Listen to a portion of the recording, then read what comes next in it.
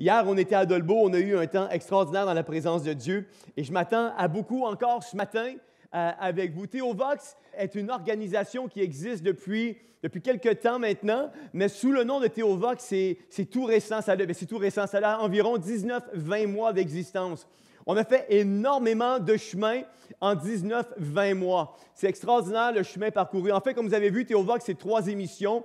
Au-delà des mots, pardonnez-moi, qui est une émission d'entrevue où Nancy passe des entrevues avec des gens qui ont peut-être passé des temps difficiles dans leur vie et puis qui ont eu la victoire, qui s'en sont sortis, des témoignages chocs, qui fortifient, qui encouragent et qui stimulent les gens qui écoutent ces témoignages. Combien sont d'accord avec moi pour dire qu'il y a une puissance dans les témoignages? Amen? Il y a vraiment une puissance dans les témoignages. Et quand on regarde à travers la parole de Dieu, souvent les apôtres, la façon dont ils prêchaient l'Évangile, la façon dont ils témoignaient justement des bienfaits de tout ce que Dieu avait fait dans leur vie. Amen. Il y a une autre portion qui est théologique. On a vu théologique, c'est des enseignements bibliques. On essaie de faire des choses un petit peu différentes. On est en train prochainement de pouvoir s'associer avec une école biblique qui va pouvoir donner des cours en ligne, des enseignements en ligne. On a Jean-Pierre qui l'a fait l'année dernière, a pris une pause pour le temps de son mariage, mais revient en force en 2020 où on regarde à travers l'Ancien Testament tous les types de Jésus cachés et révélés à travers l'Ancien Testament. On appelle ça les typologies ou les images de Jésus dans l'Ancien Testament. Et Jean-Pierre nous a révélé tout au long de 2019 des perles précieuses. Il sera de retour en 2020 pour continuer à nous partager les images, les traits, les types de Jésus qu'on retrouve dans l'Ancien Testament. On a aussi plusieurs autres thématiques. On commence dans quelques semaines sur théologique. C'est toujours sur Théovox, mais l'émission théologique, on commence dans quelques semaines toute une série sur la famille et les couples.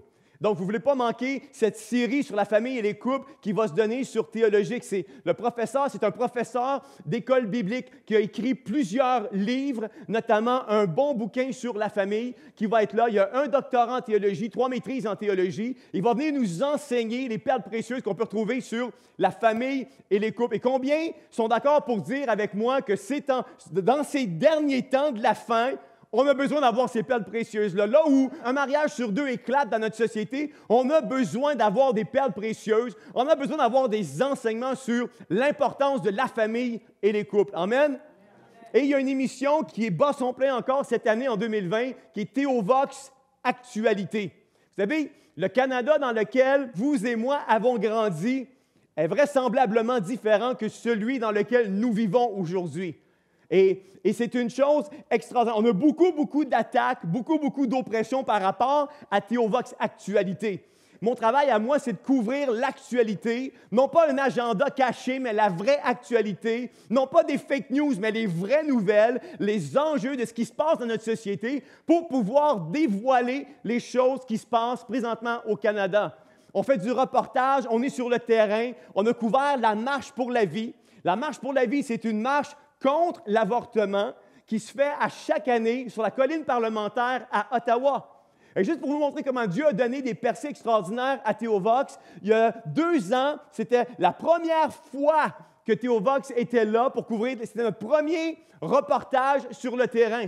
On s'en va là-bas et puis on nous a placés, et Théovox venait d'exister, on nous a placés dans le même pit où il y avait tous les autres médias d'information. Il y avait à côté de nous, dans ce genre de pit-là, c'était juste réservé aux médias d'information. À côté de moi, il y avait CTV, CBC, Radio-Canada, il y avait TVA et il y avait Théovox qui était là. Et puis on était là pour couvrir la Marche pour Jésus. Et le soir, on était les seuls qui avons diffusé la nouvelle où vingtaine de mille de personnes ont manifesté contre l'avortement et pour la vie. Dieu a ouvert des portes extraordinaires à travers de Théovox Actualité. On a eu des entrevues, on avait lancé une invitation à tous les grands chefs de parti à travers le Canada lors des élections qui viennent de passer. Et puis, il y en a un qui a osé venir nous rencontrer, qui a osé nous répondre, et c'était Maxime Bernier. Et on a reçu Maxime Bernier en entrevue. On a eu une entrevue d'environ 1 heure avec Maxime Bernier, une entrevue extraordinaire où cette entrevue-là a été reprise dans l'émission Enquête à Radio-Canada. On a diffusé, et ce n'était pas pour dire des bonnes choses, mais parlez-en bien, parlez-en mal, mais parlez-en. C'est un proverbe au niveau du marketing. Et on disait que Maxime Bernier s'associait à la droite religieuse, mais néanmoins, on a quand même abouti à l'émission Enquête de Radio-Canada. Lorsqu'on a couvert l'émission sur le cours d'éducation à la sexualité, un cours horrible, où on enseigne la masturbation infantile à nos enfants, où on enseigne le transgenrisme à nos enfants. Et Théovox, on s'est levé haut et fort contre ce cours-là. On a eu une série, on a reçu plein d'intervenants qui sont venus, des avocats, des intervenants sociaux, qui sont venus, des intervenants dans le milieu éducationnel, qui sont venus nous parler contre ce cours-là. Et je me souviens, il y a une émission de radio sur l'île de Montréal qui a repris une capsule de ce qu'on avait diffusé sur 1 heure d'émission de radio, sur une station de radio populaire à grande écoute. Ils ont diffusé pendant 20 minutes l'entrevue avec un des avocats qu'on avait reçu. Bon, oui, on peut donner une bonne main d'applaudissement au Seigneur.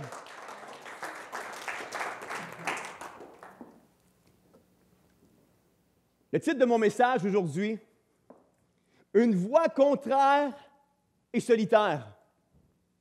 Et vous savez, comme je le disais, le Canada dans lequel vous et moi avons grandi est certainement différent que le Canada dans lequel nos enfants grandissent aujourd'hui.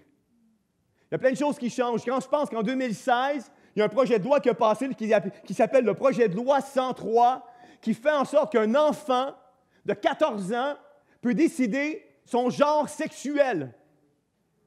Un enfant de 14 ans qui est un gars peut décider d'être une fille, et une fille à 14 ans peut décider d'être un gars si elle le désire, et les parents n'ont pas un mot à dire.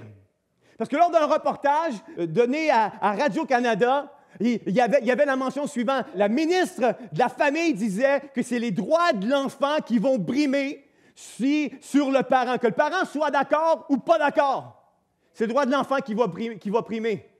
Le Canada est en train de changer. Je ne sais pas si vous vous souviendrez, mais en 2018, il y a eu Emploi d'été Canada, un programme soutenu par le gouvernement canadien où les organismes chrétiens, les organismes sans but lucratif, devaient cocher la case pro-avortement et pro-lobby homosexuel s'ils désiraient recevoir leurs subventions pour engager des étudiants dans le cadre de ce programme-là qui était disponible. 1500 organisations ont été privées cette année-là de recevoir des subventions. 1500 organisations chrétiennes qui ont décidé de ne pas fléchir le genou, à cocher une case, ont été privées de subventions cette année-là. Le titre de mon message, c'est « Une voix contraire et solitaire ». Et je veux qu'on regarde ensemble, avant de regarder peut-être un peu plus loin d'autres statistiques, si on attend, on va regarder minoritaire, mais nécessaire. Persécuté, mais plus que jamais engagé. Troisièmement, par l'ennemi intimidé, mais par Christ fortifié. Ici, on a temps, on va regarder ensemble préserver pour impacter. Et Seigneur, je veux te remercier pour l'opportunité que tu nous donnes aujourd'hui d'être ici pour partager la parole, Seigneur. Je prie, Seigneur, que tu puisses prendre contrôle de ce service, prendre contrôle de ma bouche, de ma voix, de ma langue, de mes cordes vocales, afin que ce qui va être dit puisse seulement provenir de toi, Seigneur, que tu puisses augmenter, que je diminue, que tu puisses être élevé et que je m'abaisse, Seigneur Jésus, que tu puisses vraiment, dans le nom de Jésus, glorifier ton nom à travers le message que tu as ce matin dans le nom de Jésus. Amen. Dernièrement, il y a une église qui est rendue, je crois, à se défendre à la Cour suprême parce qu'elle a refusé à l'intérieur un adhérent de l'Église à devenir membre. La personne était là, elle fréquente le lobby homosexuel, elle est engagée avec une femme, et puis elle a manifesté le désir de devenir membre de l'Église. L'Église a dit non, tu ne peux pas. Tu peux venir à l'Église le dimanche matin, on va t'accueillir, tu vas être la bienvenue, on va t'aimer, on va t'accepter dans la congrégation, tu vas pouvoir bénéficier de tout le service. Mais tu ne peux pas devenir membre de notre Église étant donné que dans notre décorum, dans notre nomenclature, la façon dont tu vis vient à l'encontre des normes de notre Église. La personne était tellement fâchée qu'elle est sortie sur la place publique, engagé un avocat militant dans le lobby homosexuel et a amené présentement la Oshawa Calvary Baptist Church devant les tribunaux. Un dénommé Bill Wadcott, un monsieur dans l'Ouest canadien, alors qu'il y a des élections dans l'Ouest canadien, provincial, il y a une personne qui décide de se présenter. Et M. Wadcott, un chrétien engagé, dit non. Et la personne, c'était une dame. Et M. Wadcott dit non, attendez une minute. Elle est sorti sur la place publique, a commencé à dire, vous devez savoir, avant de voter pour qui que ce soit, que la dame qui dit qu'elle est une dame n'est pas une dame, c'est une transgenre qui était un homme auparavant.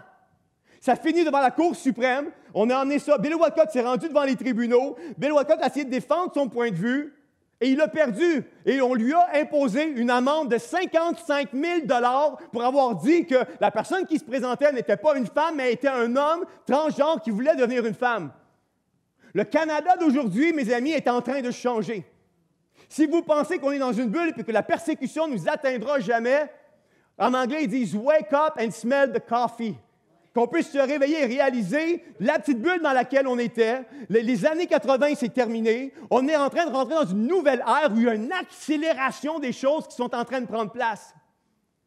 Le projet de loi 89 en Ontario, c'est le même projet de loi qui est accepté au Québec en 2016, une jeune fille de 14 ans peut dire qu'elle est un gars et un jeune homme de 14 ans peut dire qu'il est une fille et les parents n'ont pas un mot à dire.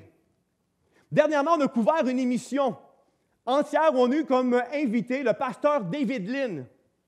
David Lynn est un pasteur à Toronto qui a fait la manchette des journaux il y a quelque temps.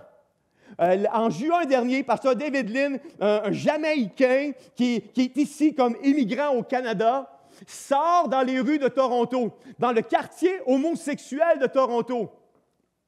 Et un matin, en anglais, ils disent, c'est un street preacher, c'est un prédicateur de rue. Un matin du mois de juin, 2 juin, lui, il ne sait pas que le mois de juin au Canada, c'est un mois qu'on a consacré au lobby homosexuel, sort dans les rues de Toronto et va prêcher la parole de Dieu. Et son message était simple, son message était Jean 3,16, car Dieu a tant aimé le monde qu'il a donné son Fils unique afin que quiconque croit en lui ne périsse point, mais ait la vie éternelle. Et ce matin-là, pour lui, il allait et puis allait prêcher tout bonnement la parole de Dieu comme il était habitué de le faire dans différents quartiers de la grande ville de Toronto. Mais ce matin-là, il est arrivé quelque chose de différent. Alors qu'il se met à prêcher Jésus, j'aime son approche, et son approche était en anglais, il disait « I'm coming out of the closet this morning to tell you », je sors du garde-robe ce matin pour vous dire « that I'm a Christian », que je suis un chrétien. Et j'aimais sa façon dont il avait apporté ça, puis il y avait son équipe qui le filmait. Et alors qu'il dit ça, il en est une foule de 2, 3, 4, 5 personnes, il est devenu une foule de 15, 20, 25, 30, 50 personnes, une centaine de personnes alentour de lui, à le tabasser, à briser son équipement de son. Les policiers sont arrivés en toute rapidité, mis les menottes, embarqués dans la voiture de police, on l'a arrêté, on l'a amené au palais de justice. Palais de justice, on lui dit « signe un papier ». Pasteur David, il dit non, jeune pasteur, quarantaine d'années, jeune famille, femme, enfant, signe le papier. Il dit non, je ne signe pas le papier. On le met en prison. Il passe la nuit en prison. Le lendemain matin, on le sort, on le ramène devant les tribunaux, on dit signe le papier. Pasteur David dit non, je ne signe pas le papier. L'avocat, il dit t'es mieux de signer le papier. Sinon, il va arriver des conséquences. Et le juge dit, signe le papier, parce que si tu ne signes pas le papier, ta femme qui est éthiopienne et qui n'a pas encore sa citoyenneté canadienne et ton garçon, on les retourne en Éthiopie. Au Canada, 2019, cet été 2019. Et il n'a pas eu le choix de signer le papier malgré lui. Et pendant qu'il est là, et qu'il y a tout ce bras-le-bas de combat-là qui est en train de prendre place, son équipe décide d'aller sur GoFundMe puis monter une campagne de financement pour l'aider. En l'espace de 24-48 heures, ils ont ramassé 53 000 $. Et lorsque Pasteur David a su ça, il dit « Retirez rapidement les engagements parce que GoFundMe censure les croyants maintenant pour des causes qui viennent en faveur de l'Évangile. » Donc, ils se sont rapidement pris avantage de 53 000 avant que GoFundMe ferme le compte et redonne l'argent à tous ceux qui avaient donné. Donc, et puis Pasteur David Lynn est là. Et aujourd'hui, Pasteur David Lynn fait face à tous les tribunaux. Sa manchette a fait le tour du monde. Ça a passé dans CTV News, ça a passé dans CBC News, ça a passé à TV, ça a passé partout. Et il me dit quelque chose qui a frappé mon attention. Il dit, pendant des années, à Toronto, on faisait toute notre petite affaire.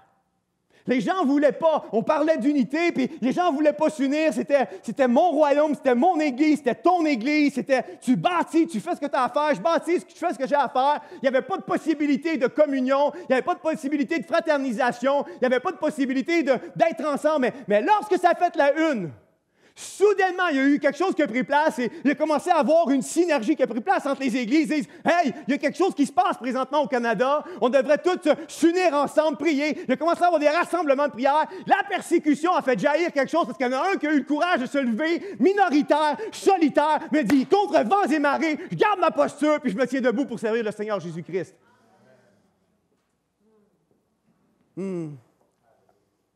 Dernièrement, le pasteur David Lynn, il s'est fait jeter dehors de ses facilités. Il loue un local à Toronto. Et puis, on s'est liés vraiment. On est devenus très, très bons amis. Il est venu il y a quelques semaines à Montréal et on a essayé de le faire, de rencontrer des pasteurs pour le faire connaître un peu plus au Québec. Et dernièrement, il louait les facilités municipales de la ville de Toronto. La ville de Toronto, sans préavis, a mis un cadenas. Dimanche matin, lui, et la congrégation arrivait pour rentrer dans ses locaux. Là, avec cadenas, on ne pouvait plus rentrer. La serrure avait été changée. Plus possibilité d'avoir des réunions à l'intérieur du bâtiment. Pendant 4 semaines, alors que novembre était un mois froid ici au Canada, pendant 4 semaines, lui et son église se rencontraient quand même dans les parcs. Si ça ne vous encourage pas, moi, ça me fortifie. Je me dis, Dieu est à la recherche de jeunes hommes, de jeunes filles, d'hommes et de femmes, avec posture qui, malgré les vents, malgré les marées, malgré les tempêtes, va se tenir debout et va dire, je ne fléchirai pas le genou devant le géant, devant l'ennemi.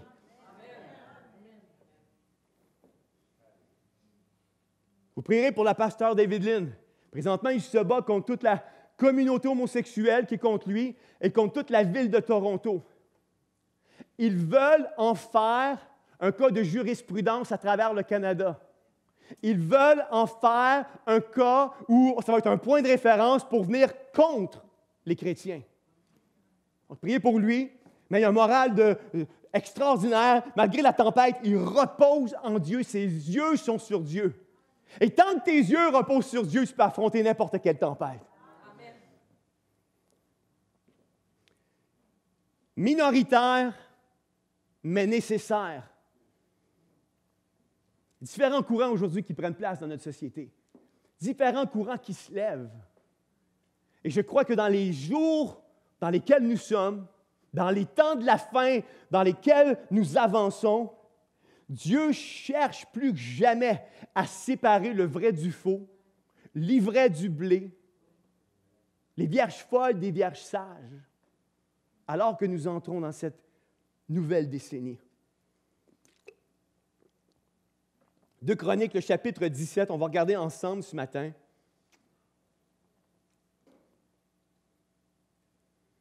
Quelques versets, mais juste avant, je vais vous parler ce matin du roi Akab, pardonnez-moi, roi d'Israël. Avant Akab, la référence au niveau du mal était Jéroboam. Quand vous regardez à travers le livre des rois, des chroniques, on voit souvent que tel roi a fait mal, mais jamais aussi mal que Jéroboam. Et Jéroboam était la référence au niveau du mal, et le roi David était la référence au niveau du bien. La Bible dit d'Akab qu'il fit encore pire que Jéroboam. Il irrita encore plus Dieu que tous les rois qui l'avaient précédé.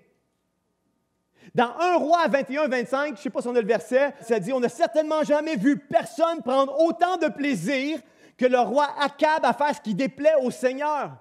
C'est qu'il était poussé par sa femme Jézabel. » La Bible représente le roi Akab comme un roi impie.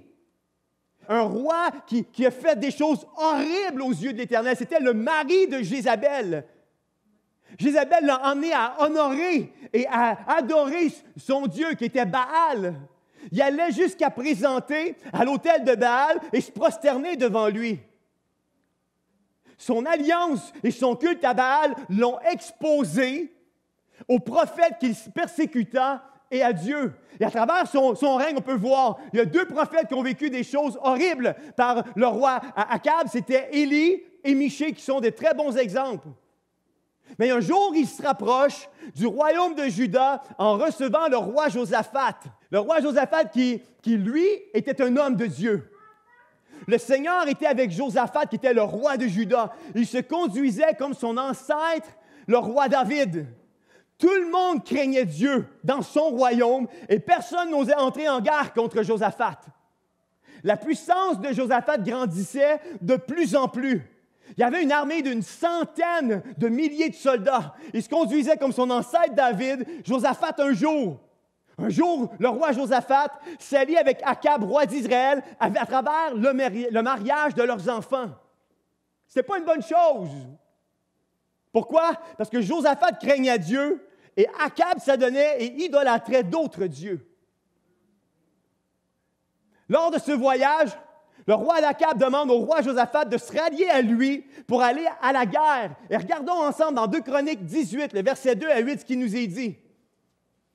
Quelques années plus tard, Josaphat se rendit chez Akab à Samarie. Pour l'accueillir, lui et sa suite, Akab fit abattre une grande quantité de moutons et de bœufs. Puis il suggéra à Josaphat d'aller ensemble attaquer la ville de Ramoth en Galaad.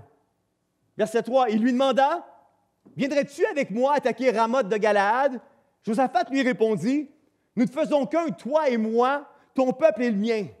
Je pars en guerre avec toi. » Pourtant, Josaphat ajouta, « Consulte d'abord le Seigneur. » Le roi d'Israël rassembla alors ses 400 prophètes et leur demanda, « Devons-nous aller combattre pour reprendre Ramoth de Galaad ou dois-je y renoncer? » Les prophètes dirent, « Tu peux y aller. » Répondirent les prophètes, « Dieu te livrera la ville. » Il y a une majorité de prophètes, il y a 400 prophètes de Dieu qui prophétisent et qui disent au roi Akab, « Tu peux y aller, Dieu va te livrer la ville. » Mais Josaphat demanda, « N'y a-t-il aucun autre prophète par qui nous puissions consulter le Seigneur? » Ce qui me frappe quand je regarde les temps dans lesquels nous sommes aujourd'hui, et ma prière à tous les jours lorsque j'entre dans la présence de Dieu, c'est « Seigneur, je t'en supplie, je t'en prie, augmente en moi le discernement. » Plus que jamais aujourd'hui, augmente en moi le discernement. Il y a tellement de vents contraires aujourd'hui qui se lèvent de gauche à droite, des vents qui sont opposés à ce que Dieu a déclaré, mais les gens accourent à ces différentes vagues, à ces différents mouvements, pensant que c'est un mouvement qui vient de Dieu, puis Dieu n'est pas là-dedans. Il y a 400 prophètes qui disent, « Tu peux y aller, Dieu va te livrer la ville, Dieu est avec toi, mais Dieu n'est pas là-dedans. » Dieu n'est pas là. Et alors qu'aujourd'hui, on fait face à différentes vagues, différents mouvements qui sont en train de prendre place et qui peuvent sembler attrayants, qui peuvent sembler attirants, Dieu est en train de dire, je ne suis pas dans ces mouvements-là. Ce que je recherche, c'est des Bible-believing Christians. Ce que je recherche, c'est des hommes et des femmes qui vont faire de la parole de Dieu leur livre, non pas seulement de chevet qu'on laisse la poussière s'accumuler, mais un livre qu'on va prendre le temps de lire, de méditer, de relire et de reméditer, de relire et de reméditer, de relire et de reméditer. Parce que si ton fondement, c'est la parole de Dieu, il peut arriver n'importe quelle vague, n'importe quel mouvement contraire à ce que Dieu a déclaré, et tu ne vas pas te tenir debout et tu vas pouvoir te dire, Dieu n'est pas là-dedans.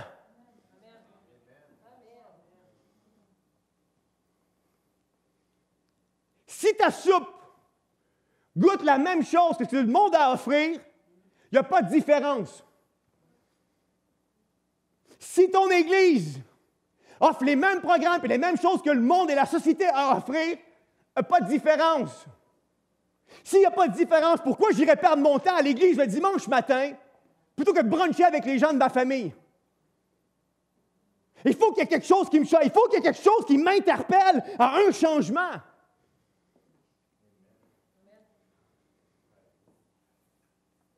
Verset 6, mais Josaphat demanda, n'y a-t-il aucun autre prophète par qui nous puissions consulter le Seigneur? Il y en a bien un encore, répondit le roi d'Israël, mais je ne l'aime pas, car il m'annonce toujours du mal, jamais rien de bon.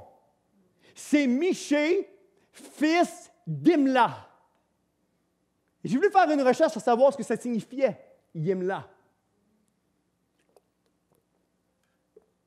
Imla en hébreu veut dire celui que Dieu remplit. Combien c'est votre désir ce matin d'être des fils d'Imla? Des fils et des filles que Dieu remplit. Je crois que plus que jamais, dans la nouvelle décennie dans laquelle nous rentrons, Dieu recherche des fils et des filles d'Imla, des jeunes hommes, des jeunes filles, des hommes, des femmes, des personnes plus âgées, que Dieu va remplir afin de faire face à tout ce vent contraire qui est en train de prendre place. Josaphat s'écria, ne parle pas ici d'un prophète. Verset 8, alors le roi d'Israël appela un fonctionnaire du palais et lui ordonna d'aller rapidement chercher Michée, fils d'Imla. Et voyez, juste prendre une pause ici. Michée arrive alors que 400 prophètes disent la même chose. Michée aurait pu tout faire pour se faire aimer du groupe. Michée, qui était déjà un prophète qui avait connu la persécution par Akab, aurait pu dire « Voilà ma chance de me faire aimer par le roi. Voilà maintenant ma chance de peut-être diluer mon message juste un tantinet pour faire en sorte que le roi Akab puisse me donner des promotions. Voilà peut-être ma chance de changer mon destin sur cette terre qui fait que j'en bave depuis quelque temps parce que je me tiens et puis il me semble que je suis tout seul à se tenir pour les choses que je crois. Peut-être que c'est le temps maintenant de modifier un peu mon message, de diluer un peu puis de prêcher quelque chose qui va faire en sorte que le roi Akab va pouvoir finalement me promouvoir, me monter dans son palais, faire de moi peut-être le chef de ces 400 prophètes-là. Il y a quelque chose que je peux peut-être faire pour modifier qui je suis. Peut-être que je peux dévoiler juste une partie de la vérité, puis me faire aimer. Une demi-vérité, ce n'est pas la vérité. Une demi-vérité, c'est un mensonge.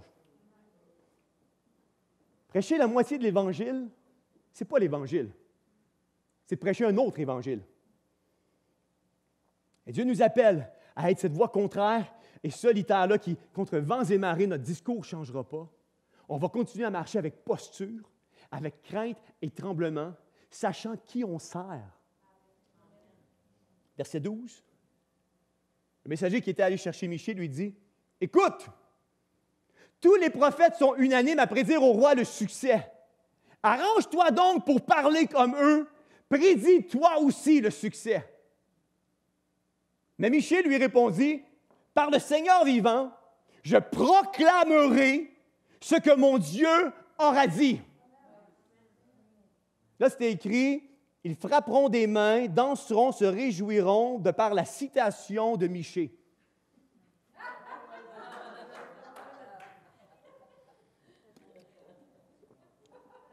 C'est quelque chose qui devrait nous exciter. Verset 14, ça nous dit, « Il vint se présenter devant le roi qui lui posa cette question, « Michée, devons-nous aller combattre pour reprendre Ramoth de Galade ou dois-je y renoncer? » « Vous pouvez y aller, répondit Michée. « Vous réussirez, le Seigneur vous livrera la ville. » Verset 16 maintenant, « Alors Michée déclara, « J'ai vu tout le peuple d'Israël dispersé sur les montagnes comme un troupeau sans berger. Et le Seigneur a dit, « Ils n'ont plus de chef. Que chacun retourne tranquillement chez soi. » Le roi d'Israël dit à Josaphat, « Je t'avais bien dit, il m'annonce toujours du mal, jamais rien de bon. » Verset 22, « Eh bien, ajouta Michée, maintenant c'est fait.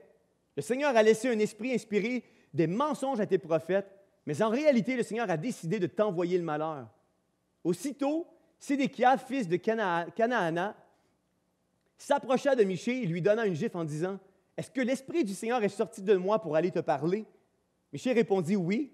Et tu le comprendras bien toi-même le jour où tu iras te cacher dans le coin le plus secret de ta maison. » Alors le roi d'Israël donna l'ordre suivant à ses serviteurs, saisissez Michée et confiez-le au gouverneur de la ville, Amon, et au prince Joach. Verset 26.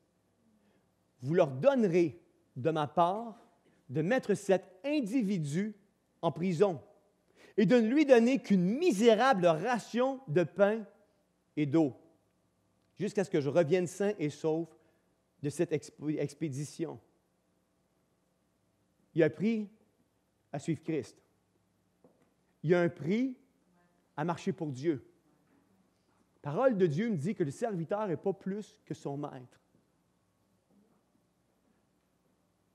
La parole de Dieu me dit que Jésus nous a dit à tous ceux qui étaient pour le suivre de porter sa croix et de le suivre.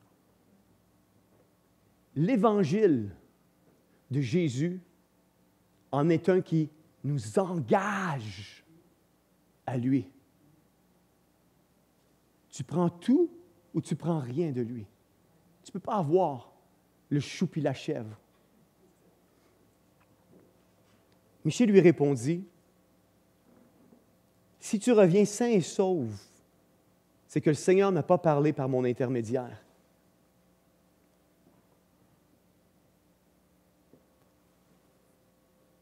Michée avait du guts.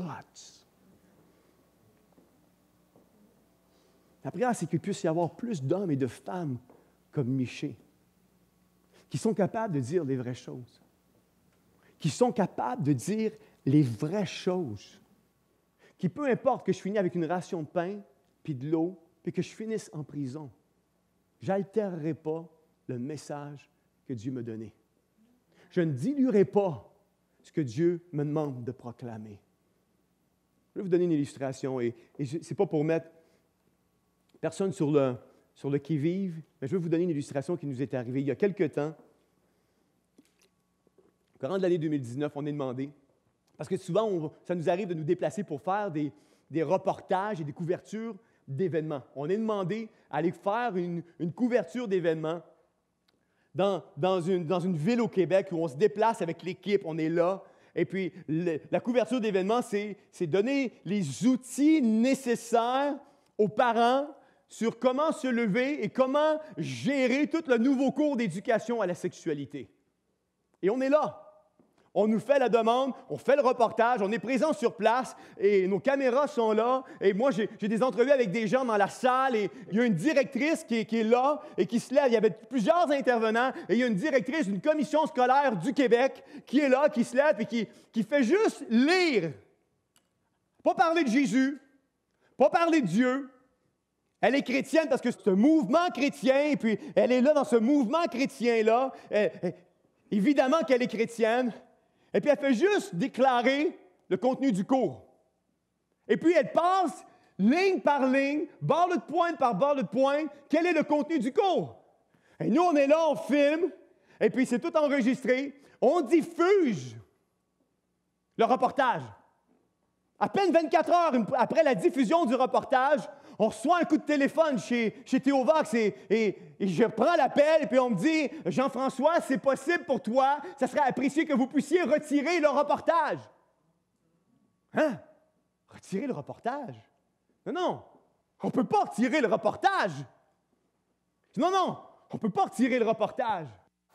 Puis la personne de me dire « Jean-François, si tu ne retires pas le reportage, la directrice de cette commission scolaire-là perd son travail. Elle est menacée de perdre son travail. » Sur le moment, en raccrochant, j'ai dit « Faut agir avec posture. » Mais on en a parlé, puis j'ai dit « Perdre son travail. » OK, fait qu'on a pris une décision. On a dit, on n'enlèvera pas le reportage, mais on va juste retirer la portion de son segment où elle mentionne chaque point par rapport au cours d'éducation à la sexualité. Parce qu'on ne voulait pas avoir sur le dos quelqu'un qui perd son travail parce qu'elle a nommé des choses par rapport au cours d'éducation à la sexualité. Mais une voix contraire et solitaire, et je ne suis pas en train de juger sa position, mais une voix contraire et solitaire, c'est une voix qui, malgré la menace, décide « Non, est-ce que le contenu du cours est véridique? Est-ce que j'ai dit des mensonges? Est-ce que c'est vrai tout ce que j'ai déclaré? Si c'est le contenu que vous allez enseigner à l'école et que vous me menacez de perdre mon travail parce que j'ai pris une décision de divulguer ce que vous enseigner. No big deal! So be it! Congédiez-moi si vous voulez me congédier. On va se retrouver devant les tribunaux, on débattra de ça devant les tribunaux, mais il n'est pas question que je me taise et que je m'empêche de déclarer des choses que Dieu a appelées impures. Dans cette décennie-là dans laquelle on avance, je vous le dis, mes amis, il va y avoir des jobs qui vont se perdre pour des convictions qui vont se tenir. Tu n'auras pas le choix, tu vas être un chrétien authentique, engagé, qui va marcher avec posture, ou tu ne le seras pas du tout. Tu vas être le blé qui va se tenir debout, ou tu vas être l'ivraie qui va se courber. Tu vas être la vierge sage qui va passer du temps avec Dieu dans une recherche intense de qui il est, ou tu vas être une vierge folle qui va diluer la parole de Dieu pour pouvoir adapter à ta propre convoitise ton style de vie.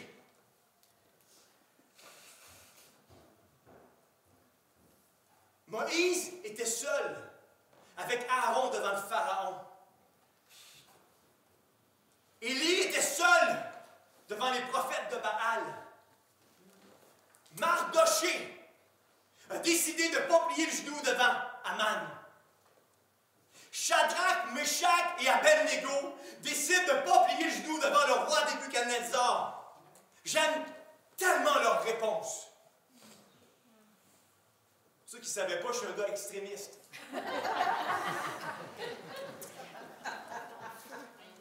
C'est noir ou blanc. C'est lent ou vite et très vite. J'ai pas de demi-mesure. Donc, quand je vois des héros de la foi dans la parole de Dieu qui s'apparentent à mon tempérament, il y a quelque chose en moi qui est content. Parce que si Dieu les a utilisés pour sa gloire, il y a de l'espoir pour ma vie.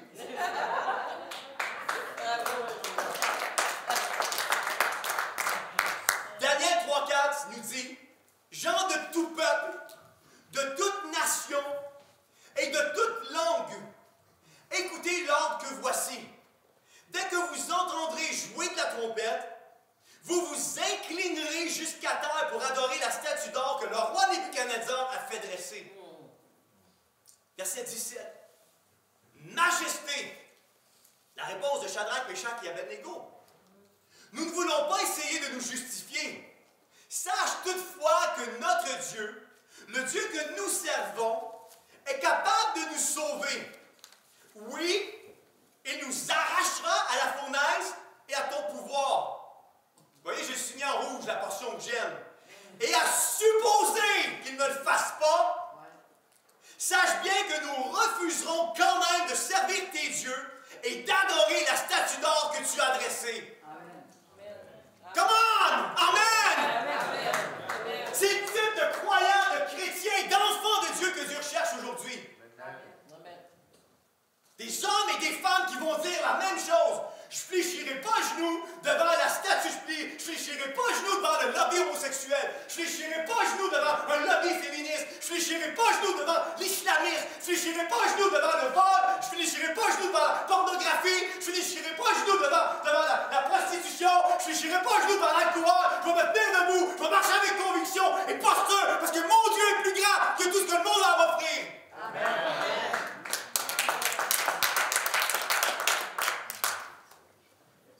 Daniel refuse de cesser de louer son Dieu devant le décret du roi Darius. Pas pour vous, mais des fois, il y a des gens qui me disent, on a vu les reportages, on a vu les vidéos du pasteur David Lynn, c'est un homme qui a été un peu confrontateur. À vous, Jean-François, qui a été un peu confrontateur. Et je suis comme, man, ou comme les Européens disent, messe.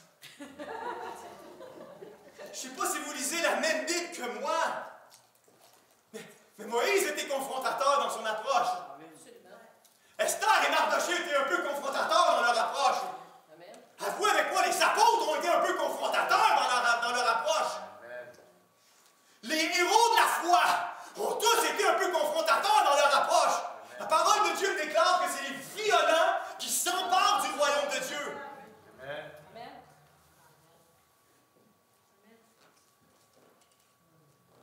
La voix de la minorité, c'est une voix qui ose se lever, même face à l'adversité. C'est une voix qui sait affirmer le contraire, même lorsque ce n'est pas un message populaire. C'est une voix qui n'a pas peur d'exposer, peu importe ce qui pourrait par la suite se présenter. La voix de la minorité, c'est une voix qui préfère dire afin d'obéir que de mentir pour se faire de la foule applaudir. La voix de la minorité, c'est une voix qui annonce, qui dénonce et qui prononce. La voix de la minorité, c'est cette voix mal aimée qui vient régulièrement nous confronter, nous stimuler, nous défier à changer. La voix de la minorité, c'est une voix qui prie, qui lit et qui passe du temps avec lui. La voix de la minorité, c'est une voix qui intensifie et davantage investie dans sa relation avec le grand je suis, malgré l'opposition et les intempéries de la vie, et ce surtout avant que sonne le dernier coup de minuit. La voix de la minorité, c'est une voix qui marche non pas dans la complaisance, mais qui parle, qui marche dans une radicalité totale à suivre le Seigneur Jésus-Christ. Le Timothée 3, 1, 5 va nous dire, verset 1, « Sache que dans les derniers jours, dit Dieu, les temps seront difficiles. Les hommes seront égoïstes. » Vous savez, le fruit de l'esprit, dans Corinthiens, c'est l'amour. Et de l'amour, je crois que l'amour a été placé le premier parce que de l'amour découlent les autres. Si tu aimes, tu vas être joyeux. Si tu aimes, exactement. Amen. Qui a dit ça? Amen. L'amour vient avant parce que de tous les autres vient l'amour. Sache que dans les derniers jours de Dieu, les temps seront difficiles. Les hommes seront égoïstes. Je crois que l'égoïsme vient en premier. Parce que de l'égoïsme viennent tous les autres racines du péché. Au même titre que l'amour. Verset 5. Certes, ils resteront attachés aux pratiques extérieures de la religion, mais en réalité, ils ne voudront rien savoir de ce qui en fait la force. Détourne-toi de ces gens-là. 2 Timothée 4, 3, 5 va nous dire, je l'ai écrit dans une version français courant, car le temps viendra où les hommes ne voudront plus rien savoir de l'enseignement authentique. Au gré de leurs propres désirs, ils se choisiront une foule de maîtres à qui ils ne demanderont que de leur caresser agréablement les oreilles. Elles détourneront l'oreille de la vérité pour écouter des récits de pures inventions. Mais toi, garde en toutes circonstances le contrôle de toi-même, supporte les souffrances, remplis bien ton rôle de prédicateur de l'Évangile, accomplis pleinement ton ministère. Minoritaire, mais combien nécessaire. Et ma prière, c'est qu'aujourd'hui, chacun d'entre vous, chacun d'entre nous, puissions accepter de marcher avec audace, autorité, posture, déclarant l'entièreté de ce qu'on retrouve dans ce livre qu'il nous a laissé, où nous pouvons entendre, vous et moi, sa parole. Oui, amen. Pour chacun de nos vies. Je ne sais pas si les musiciens sont dans la salle aujourd'hui, présentement.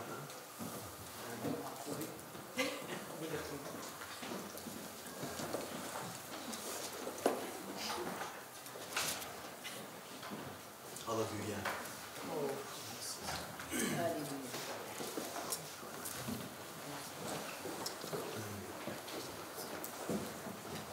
Je vois le temps qui file, je veux juste vous peut-être donner un dernier point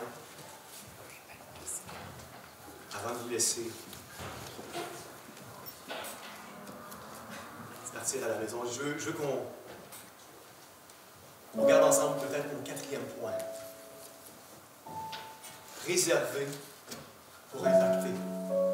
Réservé pour impacter. Matthieu 5,13 dira, c'est vous qui êtes le sel du monde. Si le sel, pardonnez-moi, perd son goût, comment pourrait-on le rendre de nouveau salé? Il n'est plus bon à rien. On jette dehors et les gens marchent dessus. Luc va aller une étape plus loin. Si on regarde dans l'évangile de Luc, le verset 26 à 35, ça va nous dire, le sel est une bonne chose. Mais s'il devient fade, comment lui rendra-t-on sa saveur? On ne peut plus l'utiliser ni pour la terre, ni pour le fumier. Il n'y a plus qu'à le jeter. Celui qui a des oreilles pour entendre, qu'il entende. Et Luc va une étape encore plus loin. Luc va nous dire que lorsque le sel perd sa saveur, la parole de Dieu déclare qu'il est ni bon pour la terre, ni bon pour le fumier. Ce que Luc est en train de nous dire, il est en train de nous dire que le sel qui a perdu sa saveur, le fumier a plus de valeur que le sel qui a perdu sa saveur.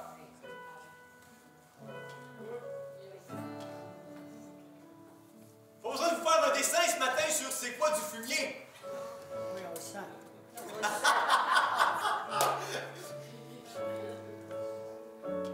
Mais Luc est en train de nous dire que le sel qui a perdu sa saveur, le fumier a davantage de propriétés, a davantage de valeur que ce genre d'individu.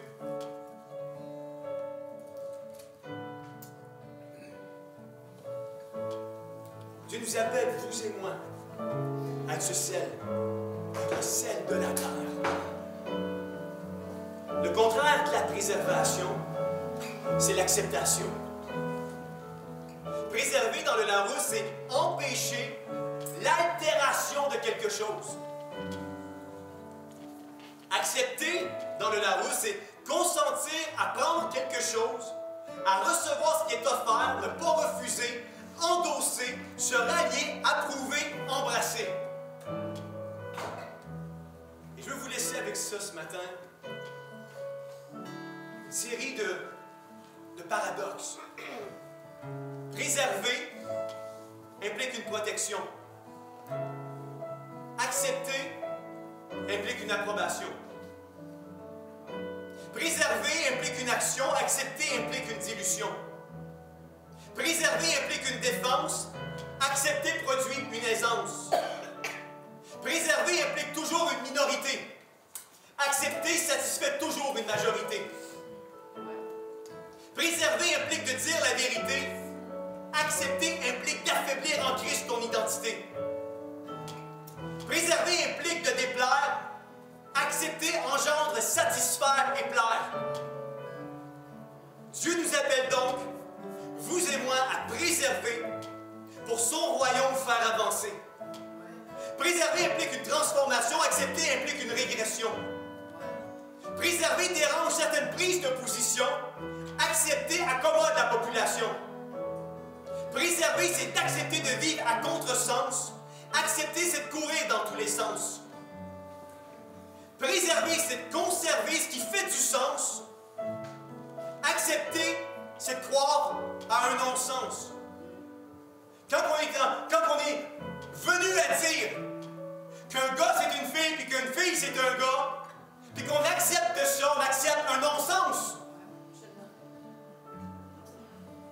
Préserver, c'est de conserver ce qui fait du sens.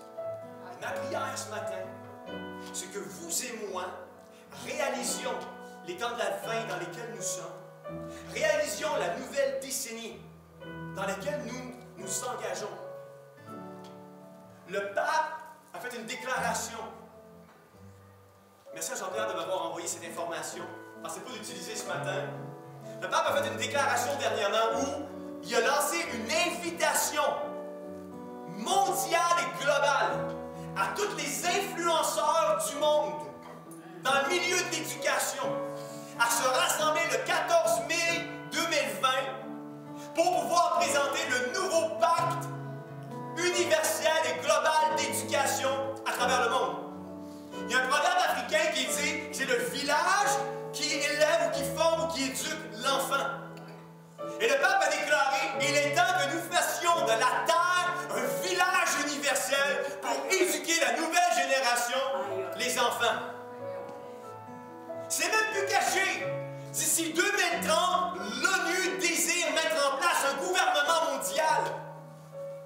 On rentre dans une nouvelle ère, on rentre dans une nouvelle avancée, on rentre dans les jours, plus que jamais, les jours où le retour imminent de Jésus est imminent. Et le Seigneur cherche une armée, cherche un homme, une femme, des jeunes hommes, des jeunes filles qui vont se lever avec posture, avec crainte, avec tremblement, qui malgré la persécution, qui malgré la menace, qui malgré les vents, malgré les marées, vont être capables de se tenir bien plantés dans la parole de Dieu et dire « Nous ne courberons pas! » Il n'est pas question qu'on dilue l'Évangile. Il n'est pas question qu'on prêche un autre message. Il est question qu'on reste plus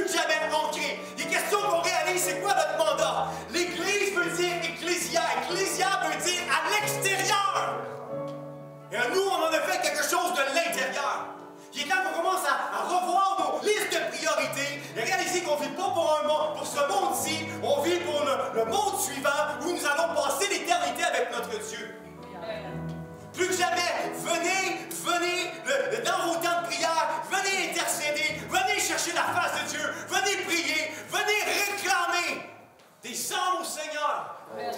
Ma prière, c'est que vous puissiez tous y avoir chacun d'entre vous des hommes, des femmes et des filles et des fils spirituels. C'est votre désir ce matin? Oui, amen. On peut se tenir ensemble ce matin avec un mot de prière global. Alléluia. Alléluia, Seigneur Jésus. Merci pour cette église, Père. Merci pour la confiance du pasteur Denis à nous avoir invités ce matin. Mais Seigneur, je veux bénir, Seigneur, le pasteur Denis, je veux bénir son épouse, je veux bénir, Seigneur, cette congrégation. Et je prie, Père éternel, dans le nom de Jésus, que cette église soit un phare, Seigneur, qui brille et qui illumine la région de Alma. Je prie, Seigneur, que dans cette église, il puisse y avoir des hommes et des femmes, des serviteurs de Dieu, engagés plus que jamais, Seigneur, à marcher sans diluer ta parole, à se tenir debout, ferme et inébranlable, avec posture et avec discernement, avec onction, Seigneur, et manifestation de ton Saint-Esprit. Je prie, Seigneur, que tu puisses faire croître et amener la bénédiction dans cette église. Bénédiction financière, bénédiction, Seigneur, au niveau d'une croissance, bénédiction au niveau de projets qui viennent de ton cœur, Seigneur. Que cette église marche dans tous les projets que tu as préparés d'avance pour elle, Seigneur. Que dans cette décennie, Seigneur, une nouvelle page d'histoire puisse s'écrire, Seigneur, à travers cette église, à travers cette église, pour toucher, Seigneur, les gens de leur région. Nouvelle stratégie, nouveaux partenariats. Seigneur, je prie dans le nom de Jésus, utilise cette église à manifester et à déclarer le message de Jésus sans compromis